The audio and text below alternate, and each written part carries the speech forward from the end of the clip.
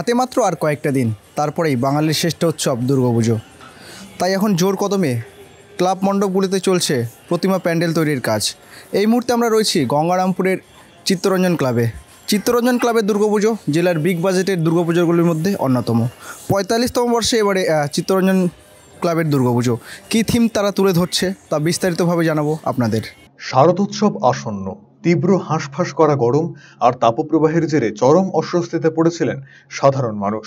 টানা বৃষ্টিতে অনেকটাই কমেছে গরমের দাপট, ফলে শরতের আকাশ বাতাস জুড়েই শুধু মাত্রে আবাহনের সুর। শরতের প্রভাতে কণা কণা শিশির বিন্দু জানান দিচ্ছে মা আসছেন। তাই পুজোর প্রস্তুতি চলছে জোর কদমে। প্যান্ডেল বাঁধাইয়ের পাশাপাশি মণ্ডপ সজ্জায় ব্যস্ত কারিগরেরা। এবারে ৪৫তম বর্ষের দুর্গাপুজোয় প্রাচীন ভারতের মন্দির স্থাপত্য শিল্পকে তুলে ধরে চমক দিতে চলেছে দক্ষিণ দিনাজপুরের গঙ্গারামপুরের চিত্তরঞ্জন ক্লাব।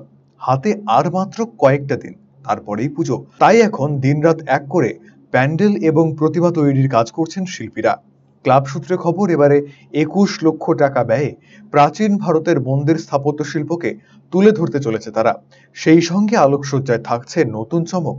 উল্লেখ্য, জেলার বিগ বাজেটের দুর্গাপুজোগুলির মধ্যে অন্যতম গঙ্গারামপুরের চিত্তরঞ্জন স্পোর্টিং অ্যান্ড কালচারাল ক্লাবের দুর্গাপুজো। সারা বছর নানান সমাজসেবামূলক কাজকর্মের পাশাপাশি প্রতি বছর দুর্গাপূজায় নিত্য নতুন থিম তুলে ধরে দর্শনার্থীদের চমক দিতে থাকে এই ক্লাব। ক্লাব সভাপতি সনদ দত্ত জানিয়েছেন, ক্লাবের পুজো সাধারণ মানুষের কাছে অত্যন্ত আকর্ষণীয়, তাই প্রতি বছর তাদের জন্য নিত্য নতুন থিম তুলে ধরা হয়। এবারেও মন্দির স্থাপত্য শিল্পকে তুলে ধরা হচ্ছে। কাজ চলছে পুরো দমে। পুজোতে একাধিক সমাজসেবামূলক উদ্যোগ নেওয়া হয়েছে বলে জানিয়েছেন তিনি। এবার সর্বপ্রথমে চিত্তরঞ্জন স্পোর্টিং অ্যান্ড কালচারাল ক্লাবের পক্ষ থেকে আপনাদেরকে অসংখ্য ধন্যবাদ জানাচ্ছি এই দুর্গোৎসবে এখানে আপনাদের এটাকে কভার করার জন্য। আমাদের এবার দুর্গোৎসব ৪৫তম বর্ষে, আর যে প্যান্ডেল বা থিম যেটা আমরা তুলে ধরবো সেটা মধ্যযুগে ভারতের নির্মাণ স্থপতি, এক কথায় বলতে গেলে। এবং এটা বিস্তৃতভাবে বলতে গেলে মধ্যযুগের ভারতের স্থাপত্য শৈলীতে বৃহৎ মন্দির নির্মাণে অত্যাধুনিক প্রযুক্তি ব্যবহার কৌশল না থাকলে কী হবে, বড় বড় মন্দির তৈরি হতো এবং সেই মন্দিরের গর্ভগৃহের উপরে চূড়া তোলা হতো। সেই দৃশ্যটাই আমরা প্যান্ডেলের মাধ্যমে ফুটিয়ে তুলি। প্রতিমা যেহেতু আমাদের মধ্যযুগের প্রতিমা, তাহলে আমাদের প্রতিমাটা হচ্ছে সাবেকি ধরনের।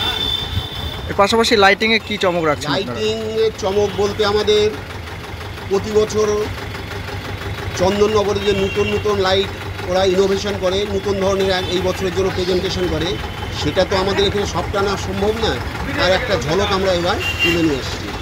যেমনটা আপনারা শুনলেন, ৪৫তম বর্ষে এবারে প্রাচীন ভারতের যে মন্দির স্থাপত্য শিল্প, অর্থাৎ প্রাচীনকালে উন্নত টেকনোলজি না থাকার পরেও যেভাবে প্রাচীন বড় বড় মন্দিরগুলো তৈরি হতো, সেই আদলেই কিন্তু এবারে থিম করতে চলেছে গঙ্গারামপুরের Chittaranjan sporting and cultural club.